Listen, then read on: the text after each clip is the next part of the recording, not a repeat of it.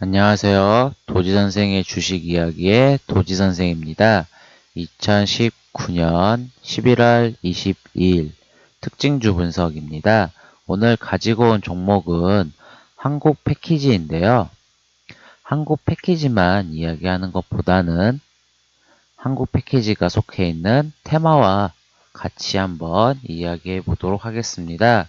오늘 한국 패키지 같은 경우는 강하게 상승을 했는데요. 장중에는 18% 이상 상승을 했다가 종가는 6%로 마무리가 되었습니다.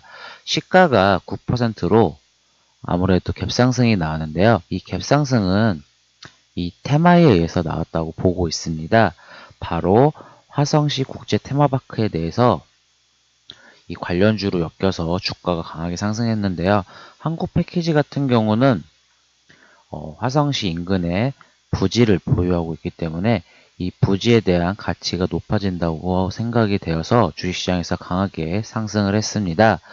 이 화성국제 테마파크 관련주가 왜 상승을 했냐 보시게 되면은 이 전용진 회장이 화성시 국제 테마파크 사업에 4조 6천억 원을 쏟아붓는다고 했습니다.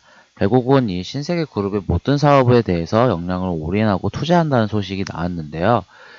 보시게 되면은 이 전용진 신세계 그룹 부회장이 발표를 했습니다. 화성 국제 테마파크에 대한 비전 선포식을 발표했는데요. 주식시장에서는 그룹의 대표적인 총수 그리고 대표적인 인물이 어느 사업에 대해서 비전이나 발표를 하게 되면은 주가가 움직이는 모습을 볼 수 있습니다. 결국은 이 4조 6천억 원이라는 큰 돈을 쏟아 부어서 화성 국제 테마파크를 성공시키겠다는 비전식을 발표하면서 주가가 조금 상승할 수 있는 재료가 되었고, 또 하나는 이 홍남기 경제부총리께서도 이야기를 했습니다. 화성 테마파크 투자로 11만 명에 대한과 고용 그리고 70조의 경제 효과가 발표가 나온다고 해서 결국은 이 주식시장에서는 그룹 내 총수나 그리고 정치적에서 조금 높은 위치에 있으신 분들이 이야기를 한다고 하면 주가가 상승하는 효과가 나타납니다.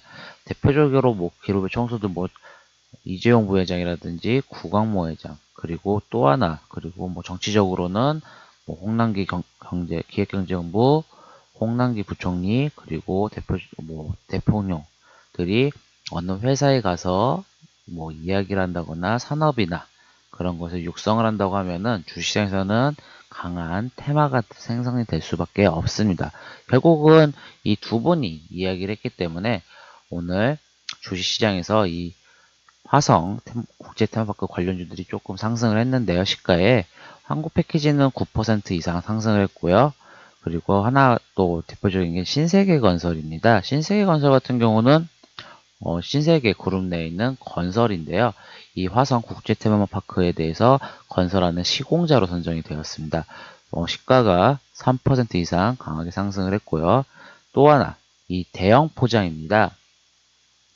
대형 포장 같은 경우도 마찬가지로 이 화성 국제 테마파크 인근에 땅을 부지를 소유하고 있기 때문에 이 땅의 가치가 상승할 수 있다는 효과가 나올 수 있기 때문에 결국 이 회사도 화성 국제 테마파크의 관련주로 엮여 있는데요. 시가는 강하게 상승하지 못했지만 5% 이상 상승하는 효과가 나타났습니다. 그렇다면 왜 이 주가가 상승했는데 오늘 좀 밀렸냐? 오늘 시장이 그렇게 좋지는 않았죠. 코스닥 시장 자체가 시장이 약했기 때문에 조금 밀리는 모습을 보였고, 이전에도 이 국제 테마파크로 좀 주가가 많이 움직였던 모습을 보였고, 조금은 조정받는 그렇게 강한 예전같이 강한 상승이 나올 수는 없었습니다. 아무래도 비전 선포식이다 보니까. 또 하나 같은 경우는 왜 다르게 대형 포장 같은 경우는 시가가 그렇게 많이 상승하지 못했냐? 보시게 되면 추세가 우하향하는 추세입니다. 추세 자체가 지금 우하향하는 추세에 있기 때문에 아무래도 결국은 이 대형 포장 같은 경우는 이 주가 상승에서 시가가 강하게 상승할 수 없었고, 그리고 대표적이었던 한국 패키지 같은 경우는 시가가 9% 이상 상승이 나왔죠. 보시게 되면은 바닥을 찍고 다시 상승하는 추세에 있습니다. 아무래도 주가는 테마가 불어도 좀 더 강하게 움직이는 거는 아무래도 이 이슈와 추세이거든요. 한국 패키지 같은 경우는 상승 추세에 있었고요. 그리고 신세계건설도 단기적으로는 상승 추세에 있었기 때문에 조금은 더 시가가 높게 움직였던 갭상승이 나왔던 것으로 보고 있고요. 또 하나 같은 경우는 신세건설은 상승하다 빠졌습니다. 그에 반해서 한국 패키지 같은 경우는 더 상승을 했는데요. 결국 또 다른 테마가 또 붙어 있었겠죠. 바로 종이컵 사용에 대한 제한 뉴스가 나왔습니다.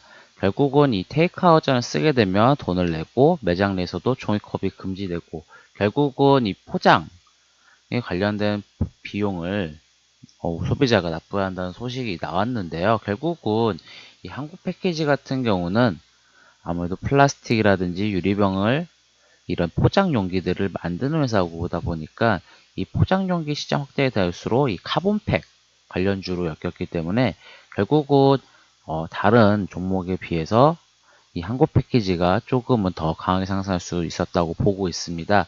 아무래도 한 가지의 테마보다는 두 가지의 테마가 같이 엮여 있는 종목이다 보니까 결국은 이 한국 패키지가 조금은 더 강하게 상승이 나왔다고 볼 수 있는데요.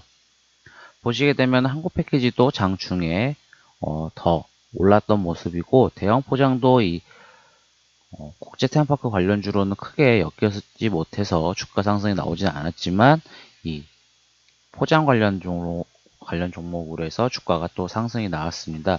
또 하나 결국은 이 주가라는 거는 이슈와 추세라고 볼 수 있는데 다른 종목에 비해서 이 한국 패키지가 강하게 상승할 수 있었던 이유는 아무래도 추세가 상승 추세에 있었고 기존에 지지받았던 선도 있었고 또 하나 같은 경우는 이 11월 1일 날 일반적인 우리가 차트에서 보는 것보다 거래량이 조금 더 많이 나왔습니다. 이 거래량이 많이 나왔다는 것은 돈이 들어왔다는 건 소식이고 거래량이 나오고 빠져나온 흔적이 보이지 않았습니다. 결국은 한국 패키지가 더 강하게 상승할 수 있었던 이유는 바로 이 거래량도 또 하나의 투자 포인트로 보시면 좋을 것 같습니다. 이날 상승했던 이유는 아무래도 무상 교육 관련주로 엮였기 때문에 또 주가가 강한 상승이 나왔고 결국은 이 주가 상승은 이 테마만 차트만 보는 게 아니라 이슈도 같이 보시면 좋으실 것 같고 차트의 흐름도 보시고 재료도 같이 확인해 보시면서 주식시장 대응해 보시면 좋을 것 같습니다. 이상 도지선생의 주식 이야기의 도지선생이었습니다. 감사합니다.